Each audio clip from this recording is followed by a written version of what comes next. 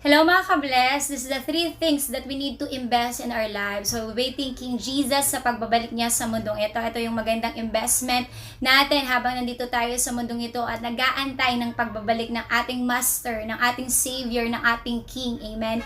Number 1, you need to keep the Word of God. Matthew chapter 4 verse 4, Jesus answered, "It is written, man shall not live on bread alone, but on every word that comes from the mouth of God." Amen? Hindi lang tayo nabubuhay sa tinapay, kundi nabubuhay tayo sa totoong nagbibigay buhay, and that's the Word of God. John chapter 1 verse 1, nang pasimula naroon na ang salita ay kasama ng Diyos, ang salita ay Diyos. Yung mismong salita po, nai-invest po natin sa ating mga buhay. Ito po yung salita ng Panginoon to lead us in the right direction, to give us a peace sa midst po ng ating mga sitwasyon na piling po natin na ang daming trouble. Amen? Ito po yung salita ng Panginoon na magbibigay po sa atin ng kapayapaan, to give us a joy. And of course, this is our spiritual foundation na magpapatuloy po tayo na lumakad po sa nais ng Panginoon. Sa mga panahon po nawawalan po tayo ng pag-asa, the Word of God na inimbest po natin sa ating mga buhay ang magbibigay po sa atin ng katagumpayan, na mapagtagumpayan po natin ang mundong ito. Amen? Sapagkat gano'n na lang po ang plano po sa atin ng Panginoon. For I know the plans I have for you, declares the Lord. Plans to prosper you and not to harm you. Plans to give you a hope and a good future. Ang pangako po ng Panginoon ay bigyan po tayo ng magandang kinabukasan habang tayo po ay nag-aantay sa pagbabalik niya sa mundong ito. Amen?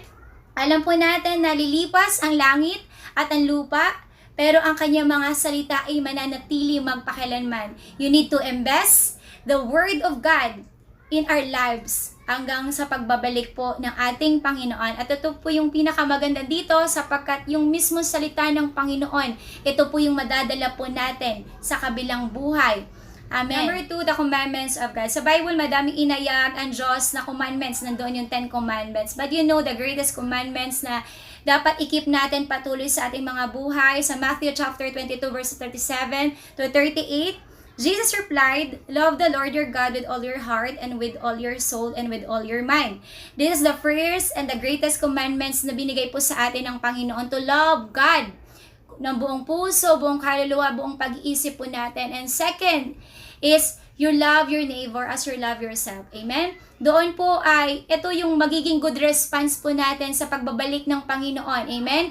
To value Jesus, to value the people around us, kung paano po tayo binalyo at minahal ng Panginoon. We need to keep it, the commandments of the Lord, sa ating mga buhay, to love around people. At salamat po sa Panginoon sa commandments na ito, na kahit kaaway mo yan, amen, naiinis ka na dyan, amen, love them. Love them. Kaya nga ang ganda ng John 3:16, sapagkat kayo na lamang ang pagmamahal ng Diyos, isang katauhan, kaya binigay niya ang kanyang kaisa at isang anak. At kung sino man sumampalataya sa kanya, hindi mapapahama, kundi magkakaroon ng buhay na walang hanggan. Salamat sa pagmamahal ng Diyos na binigay niya sa atin ang ating Panginoong Hesukristo. At sa pamamagitan ng pagmamahal din natin sa Panginoon, we need to keep, amen, yung pagmamahal na Lord, pagmamahal sa ibang tao hanggang sa pagbabalik ng Panginoon. Keep it. 3, the promise of God. You need to keep the promise of the Lord. Amen. Yung buhay na walang hanggan, the crown of life, hanggang sa pagbabalik niya. Amen. Ang mundong ito ay ang daming offer. Kung si Jesus ay inoperan ni Satanas sa book of Matthew na kung sasambahin mo ako at paglilingkuran, ibibigay ko ang lahat ng mga ito sa iyo. Pero alam mo po yung response ng Panginoon, lumayas ka Satanas, sapagkat ang Panginoon mong Diyos lamang ang dapat mong sambahin at paglingkuran. Amen.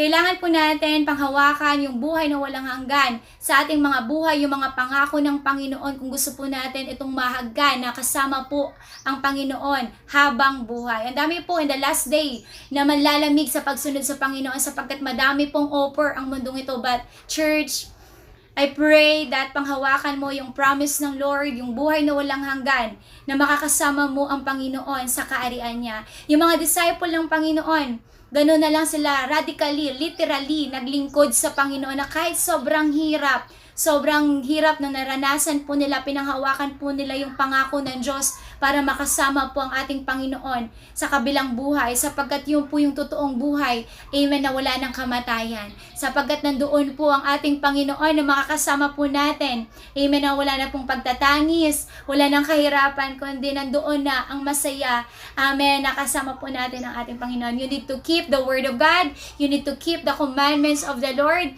you need to keep the promise of the Lord. Mga ka-bless, pagpalain ka ng Diyos. I pray na patuloy ka nawang gabayan ng Panginoon.